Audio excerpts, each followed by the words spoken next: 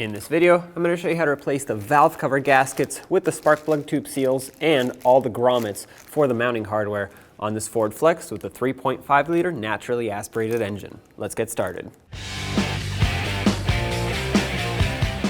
If you have an engine cover, go ahead and remove it. Ours is missing, so we're going to move on to removing the intake. First, grab this hose. This goes to the coolant overflow, and just pull it aside like this. Then we have this vacuum line right here. Pull it out of the retainers over here, but be very careful because it's plastic, it's not rubber, so you don't want to snap it and break it. You'll have to replace it if you do. There we go. Now this is released from here. Now let's unplug some connectors over here. Start with this one, set it aside, and you have this line here. On the back side, right here, you have these tabs. You want to pinch them in, just like this. As you pinch it, you want to push it out like that. There you go. Set this aside also, but again, this is the plastic line, so don't go too far because it will break. Let's unplug the throttle body connection here. Sometimes you'll need a little prying device to help you pry the red lock. Press on the connector and slide it off.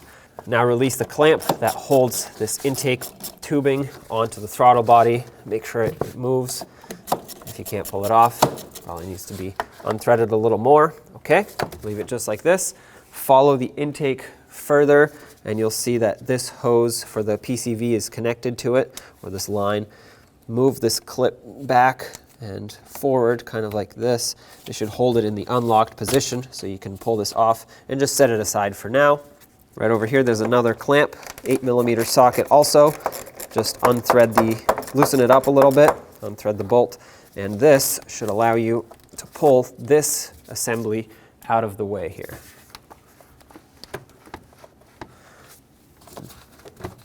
Okay, just like that. Looks like we have a hose attached over here, so I'm going to unplug it from here. This should be able to slide up now. Set this aside. Unclamp this hose, use some pliers, and twist the hose clamp this way so I can grab it. But once you get the hose clamp released, you should be able to pull the hose off. Sometimes these are a little tight, so just, there we go. If you squeeze it enough, this one actually has a lock on it, so you can lock it in the open position and just leave it like that until you're ready to reinstall. A lot of times these rubber hoses will get stuck on here, so use something to very gently pry it, give it a couple twists, and it should break free and pop off here. There we go, set that aside over here. Make sure the clamp doesn't fall off. Now we're ready to pull the intake off, and we just have to unbolt it at this point. There is one more hose connected to the backside, but we can't get to it until we pull it off a little bit. So there is a sequence to removing this intake. You start at this bolt right here, which is in the center, in the front, but towards the driver's side. So 1, 2, 3, 4, then you jump over to the driver's side, skip over this one, 5, 6, and then go back to this one for 7. I'm going to break them free first using an 8mm socket, and then once they're broken free in this sequence, I'm going to pull them off completely.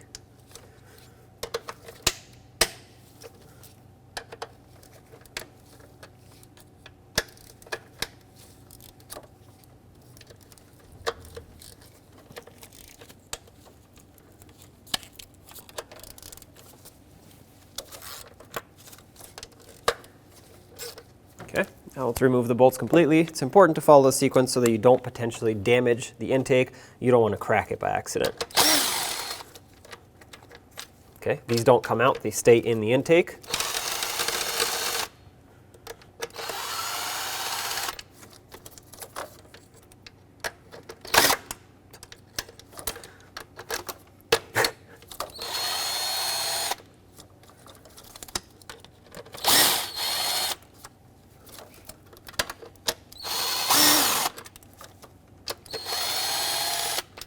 So right down here, between the throttle body and the intake, you'll see another 8mm bolt. You can actually easily reach it underneath the throttle body and break it free. We'll have to remove this one. This is the last thing holding the intake on.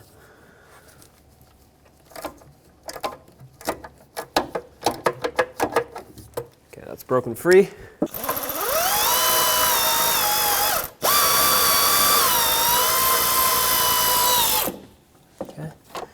Try not to drop the bolt.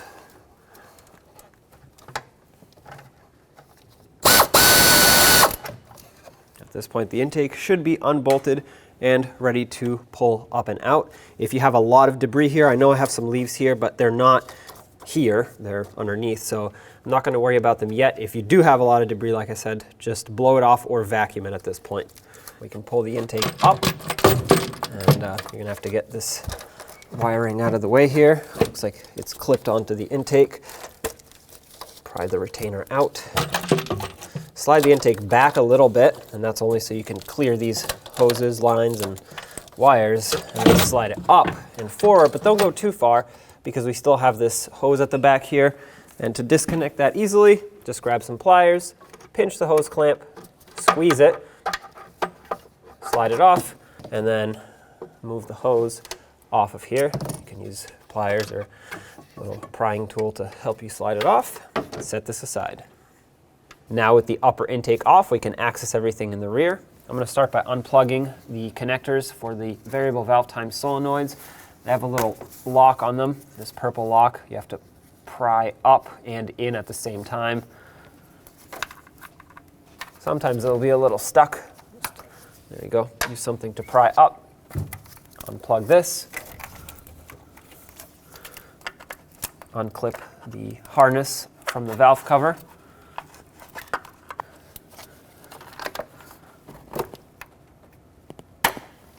There we go. Set that aside. Let's get this large harness removed from the valve cover.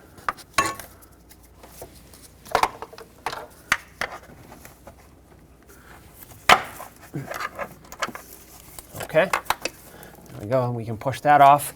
Right behind it, it's very difficult to see, but there's an oxygen sensor connector. Press on the locking tab and disconnect the O2 sensor connector, and then we have the retainer that's holding the wire. So the connector that clips onto this retainer, you'll notice that on the base of it right there, it has a little hook. We have to pry that hook down, and I'm explaining this now because you won't actually see once I get my hands in here, but pry that hook down, slide the connector down and off of this retainer, and that's how you get it off of this retainer so we can pull the wiring harness off. Okay, there's the connector, it popped off. Now let's disconnect the harness from the retainer here on the stud. Just try to get something in here and pry it up and off without actually breaking anything. A lot of times these are very tight on here. Okay, get that off of here. Continuing down the line, unplug, this is for the coolant temp sensor, unplug that connector. Tuck it out of the way and keep popping this harness off of these retainers. We'll need access to all these studs.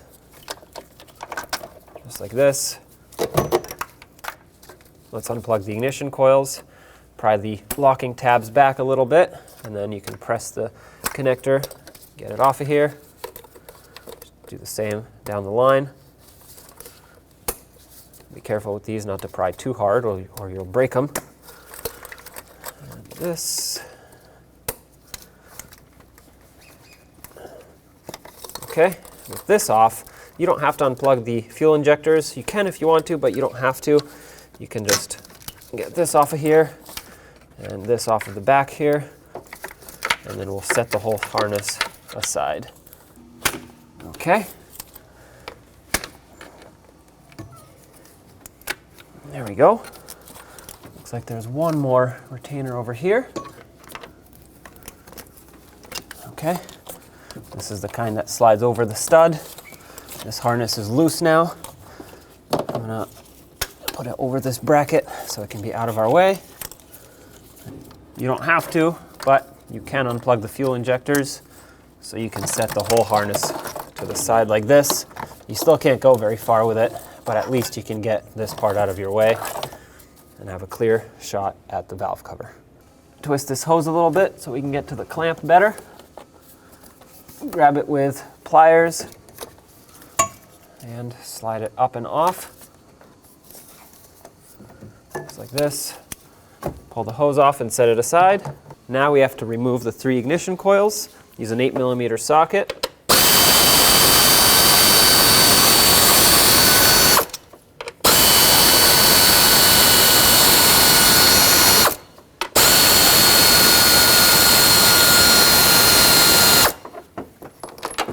the bolts out, you can just pull these straight up. There we go. Sometimes they're a little stuck. I like to put them back right where they came from, so I'm going to keep them in order. You don't have to, it's just good practice. And now we can unbolt the valve cover. Now let's unbolt the valve cover. You want to start in the center and work your way out and go in a cross pattern, kind of. That doesn't have to be perfect. Either way, 10mm socket will remove all of the fasteners. Some are bolts, some are studs. Get them all off. Note that they don't actually come out of the valve cover, they stay here, but make sure they're unthreaded all the way.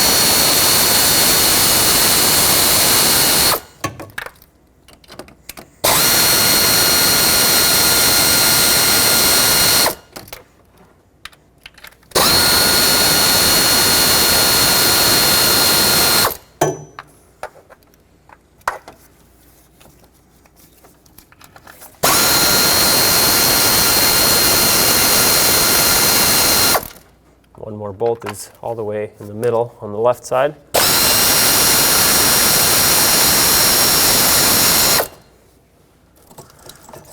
A little harness connection over here, retainer actually, that I forgot about.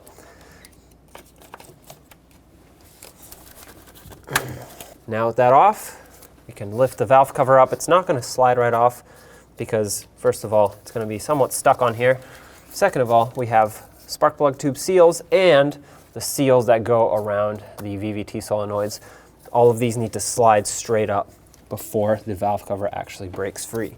Try to avoid prying on stuff. You can pry very gently, especially here and maybe over here a little bit. Just be very careful what you pry on. You don't want to break the valve cover, you don't want to damage the fuel rail, and you don't want to crack the lower intake, which is plastic. Best way to do this is to give it a couple wiggles. A lot of times you can get it to break free like that. If not, we'll do some very gentle prying.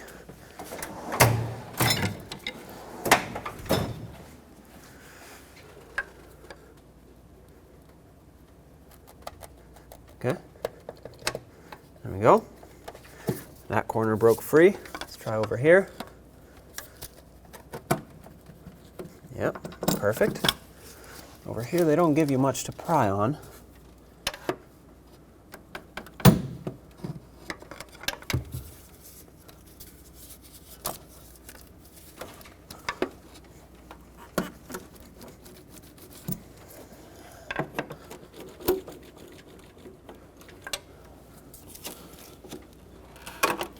Okay.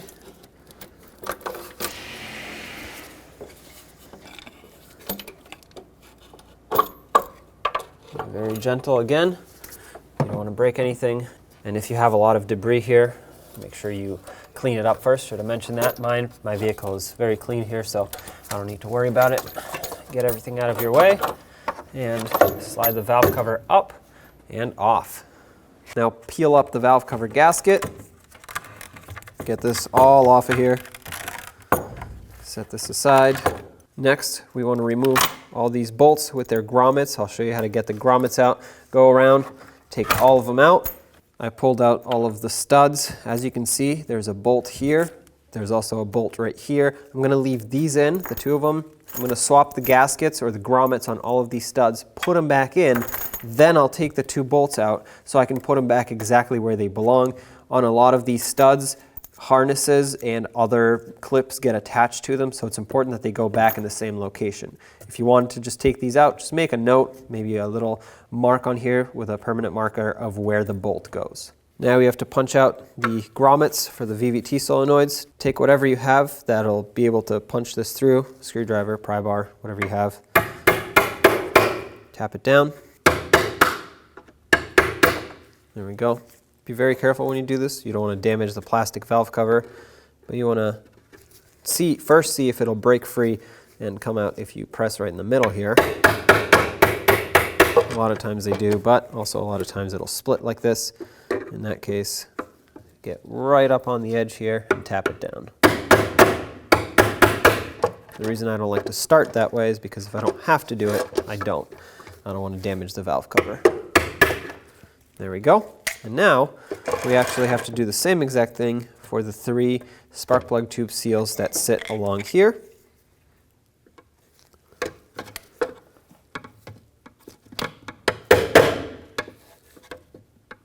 Be careful because the spark plug tube seals, around the seal itself, there's a lip. That's actually the valve cover, so you don't want to hammer on that.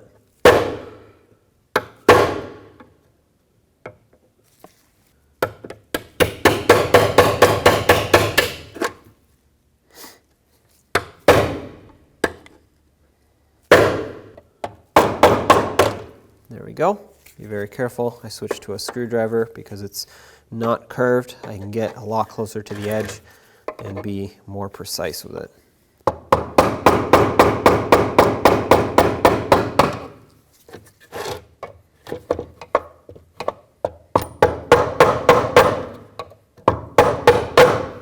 All right, and now with all of these removed, it's time to do some cleaning. I want to clean off the inside of the valve cover, clean off all of the areas where the seals sit. Along here, you can use brake parts cleaner, or if you have a parts washer, just use that. Now with the valve cover cleaned up, let's press in the grommets for the VVT solenoid. Try to start them by hand, and then just tap it in gently with a rubber mallet the rest of the way.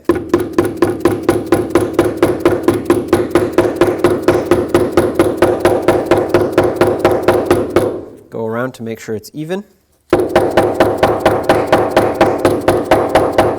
I'm going to use a socket. For me it's a 28 millimeter, but use whatever you have. I just want to use this to get it down a little bit further. This will just ensure that it's nice and flush. Just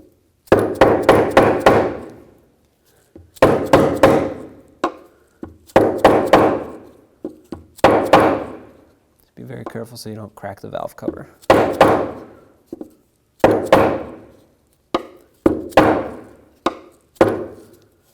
Perfect. Let's do the other one the same exact way. There we go. Both are in, nice and flush. Now we have to actually do the same exact thing, but on a bigger scale for the spark plug tube seals. They also go in from the top, just like this. And I'll get a bigger socket to hammer these in. You don't want to hammer in the center of it, so this one would be too small. You want to press on the outer lip.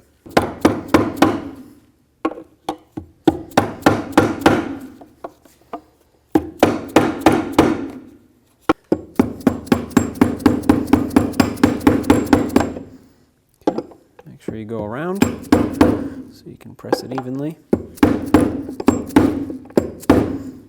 And remember, there's a lip there, and this gasket or seal was flush with that lip. By the way, I added an extension to my socket so I can use it as a handle.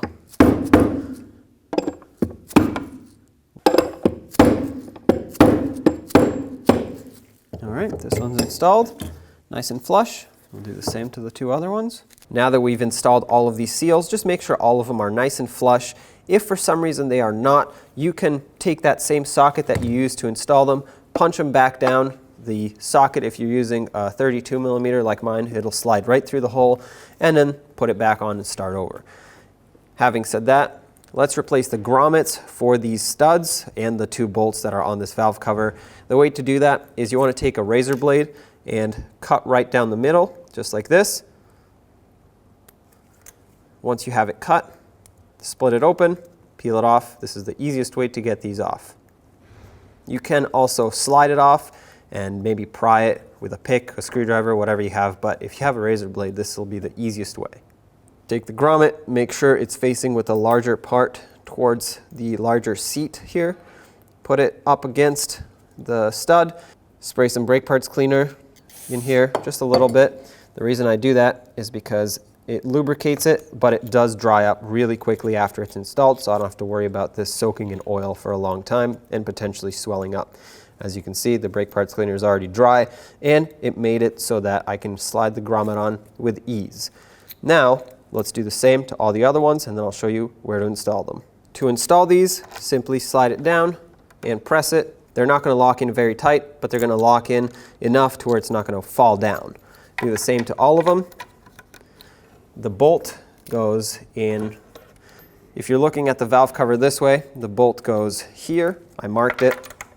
I know I said I wouldn't take it out, but I had to take it out to replace it. So it goes here, and then another bolt goes right in between the two variable valve timing solenoid grommets right here.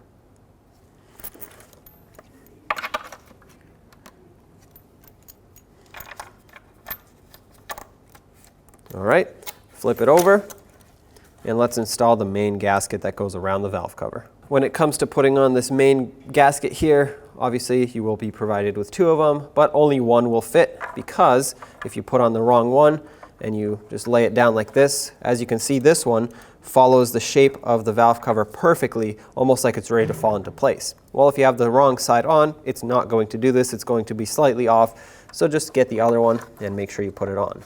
It only goes on one way because on one side it has a flat area with these three grooves. This is what seals up against the head, and on the other side it has this almost like a wall that slides into the groove embedded into the valve cover.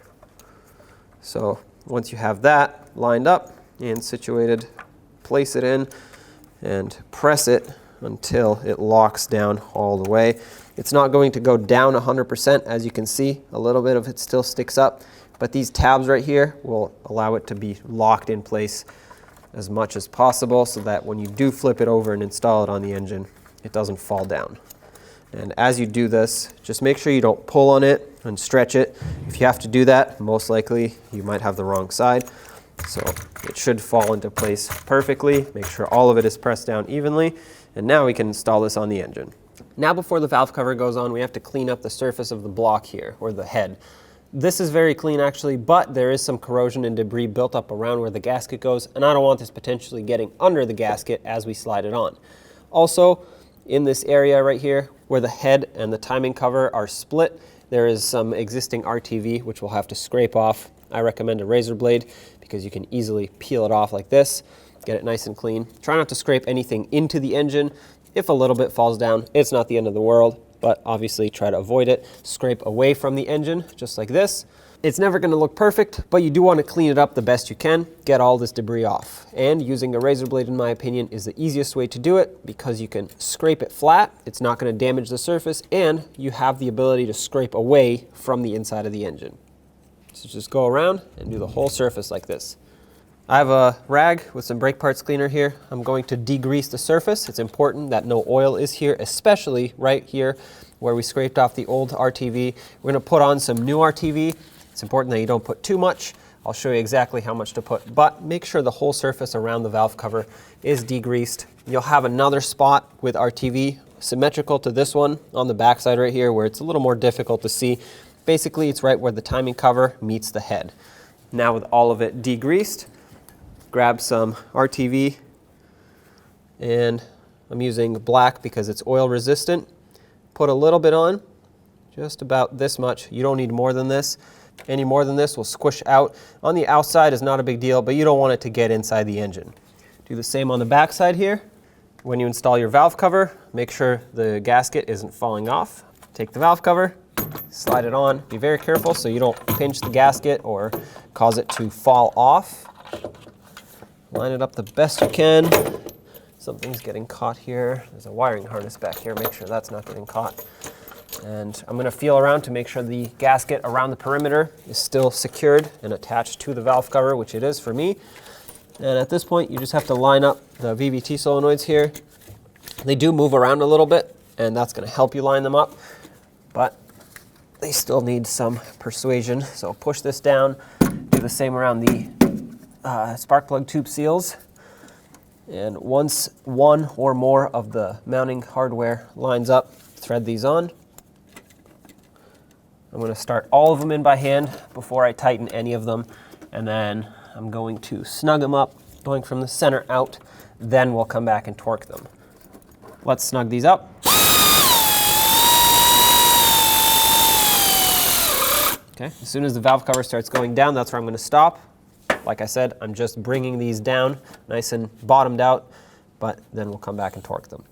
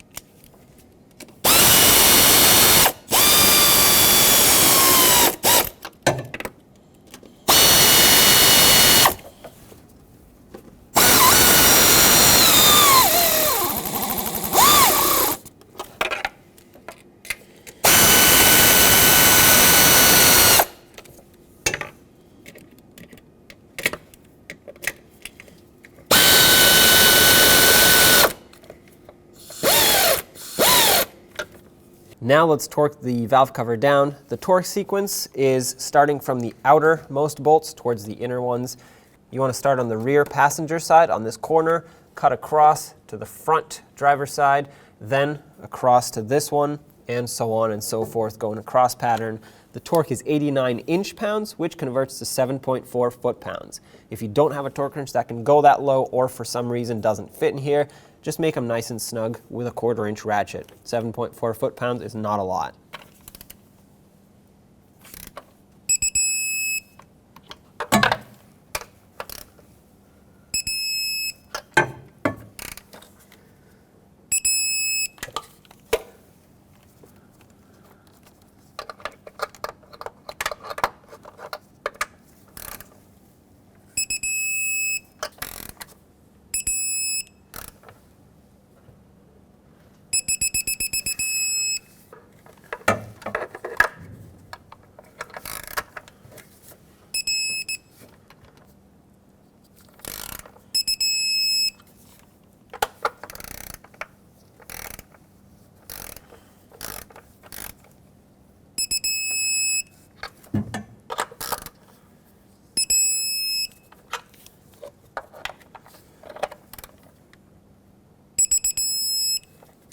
Now that they're all torqued, I'm going to go around one more time. This time I'm just going to go in a circle because they are properly torqued. But with rubber gaskets like these or silicone, the gasket will squish down and the first few bolts that you tighten are now loose because the last few that you tighten crushed that gasket and created slack on the first ones. Let's get this PCV hose back on, slide it over all the way down, grab the hose clamp with some pliers, bring it down, make sure you don't put it all the way down here to where it's going to come off the hose, but not all the way up where it's bending either. Like this is perfect. Now we can put the ignition coils in. Before I put them in, I put a little bit of silicone paste on the end. If you don't necessarily have to, but I recommend it. This will prevent moisture from building up between this and the spark plug, and it will allow the boot not to get stuck in the future. A lot of times they get stuck from heat cycles over time. Slide all three down. Put the 3 mounting bolts in.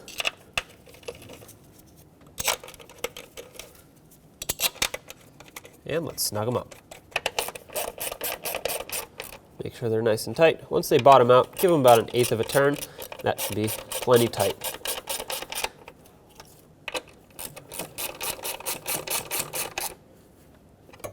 Let's put the wiring harness back over.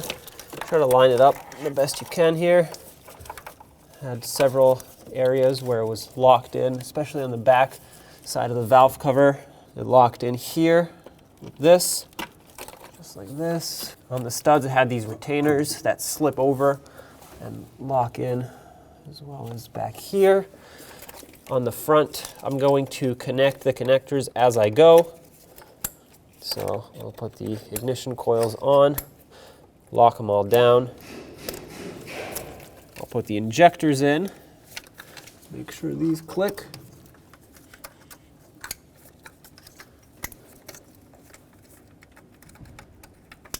Now let's secure the harness down with the retainers that slide over the studs, one on the corner, one over here, and another one right here.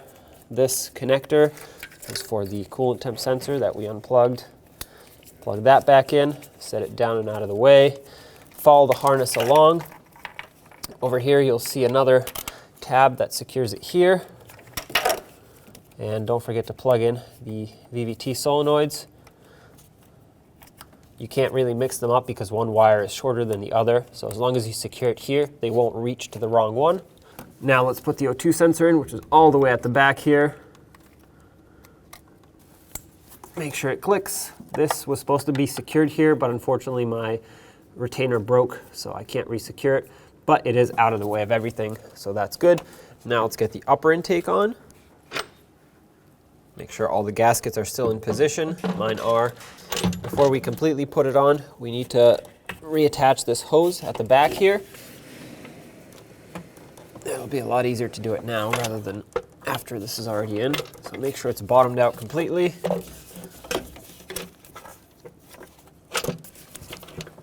Just like that. Now let's grab some pliers, get that clamp on.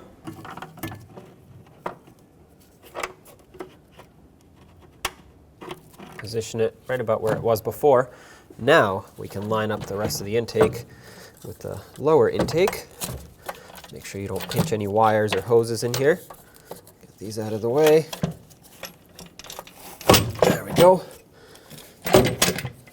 That lines up perfectly right there. Manually start in the bolts so that you can make sure that not only are they not cross-threading, but if they all start in, you know you're perfectly lined up, so you have nothing else to worry about. Okay, one more over here, and one more back here. Okay, before I attach anything else, I'm going to tighten this down so that other than that hose in the back, nothing is putting pressure on it. Not that the hoses or the wires would put pressure on it, but I just want it to seat perfectly, and I want to know that it's installed fully. I'm going to snug these down with my 8mm socket, and then the sequence for this is 1, 2, 3, 4, and then cross over 5, 6, and then back to the middle, number 7. Remember, there is one more bolt that goes underneath the throttle body all the way in the back on that bracket, but we'll worry about that later. That one is not part of the sequence. Just make them snug. I'm not torquing them yet.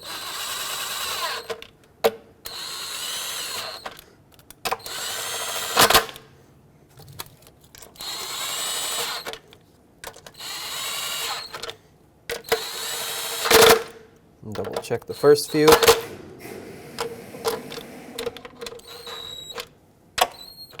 Okay, now let's torque them to 89 inch-pounds in the same sequence, and then we'll do an additional 45 degrees after the 89 inch-pounds. 89 inch-pounds is about 7.4 foot-pounds.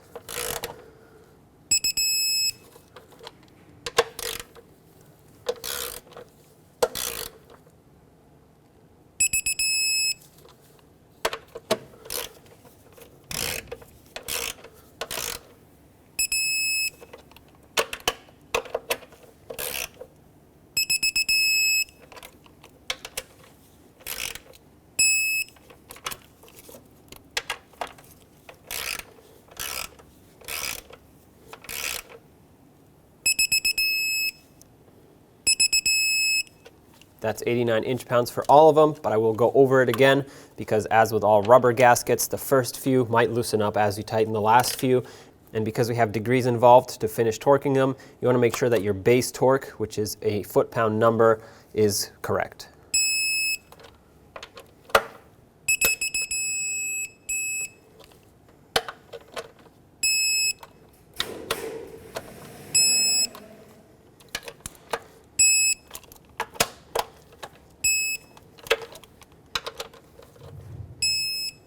If your initial torque or the base torque is not right, once you do the degrees, the ones that are not properly tightened will be off to a different final torque. I have a torque wrench that reads degrees, so I have it set to 45 degrees, but if you don't have this, you can just use a ratchet or a little breaker bar and go 1/8 of a turn. You can either mark the bolt or just visually look at it as you're turning. That's it right there. Same sequence.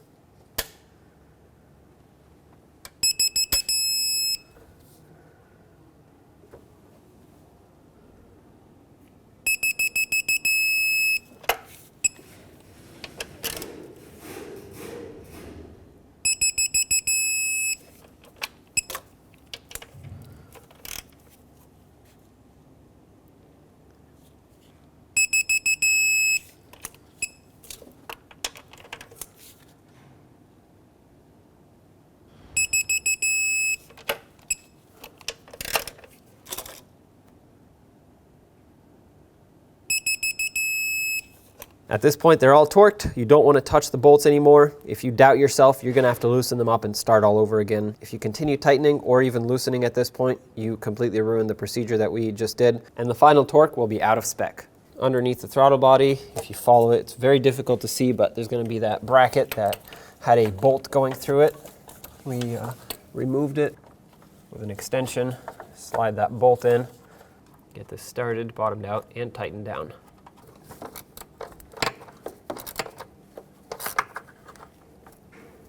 Okay, that's nice and snug. Let's reconnect all the connectors and hoses around the throttle body here. Connect the throttle body itself. Make sure that clicks. You didn't hear it, I didn't hear it, but I felt it. Lock the connector in.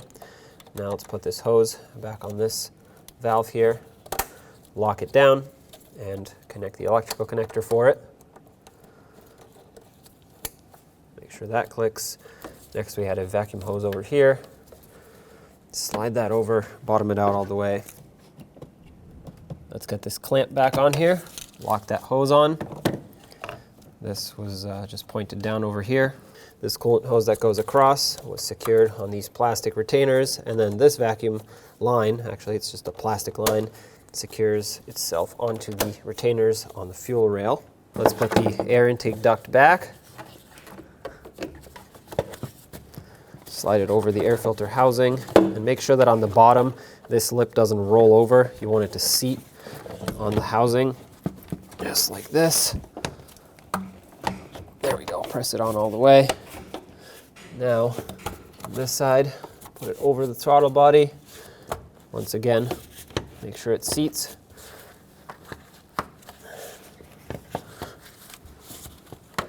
All the way around, just like this. Give it a couple spins to ensure. This hose goes back on here. This one back on here. Make sure this clicks. Now with this situated properly, let's tighten up the two hose clamps. 8mm socket. One over here. Don't make them very tight, just snug. These strip out easily, and once they do, you have to replace it with a new one.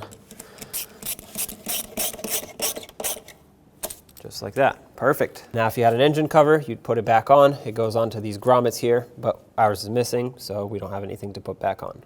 At this point, you can do the same to the front part of the engine or the front bank. The only difference is going to be to get this hose off. Well, you're going to have to pry on this locking tab, and then you may have to disconnect this wiring harness differently, such as following it up there and pulling it off so you can set it aside. But other than that, the procedure is the same. Now, because the valve cover was off, as always, I strongly recommend an oil change. Now with the engine back together, make sure it runs nice and smooth. You shouldn't have any vacuum leaks, and if there is something wrong, just double check all of your electrical connectors, fuel injectors, ignition coils, other plugs. Make sure everything is reconnected properly. When only the best will do, demand TRQ. The only company that lets you view before you do. TRQ is committed to offering the highest quality aftermarket auto parts that are engineered for peace of mind. Thanks for using and viewing with TRQ.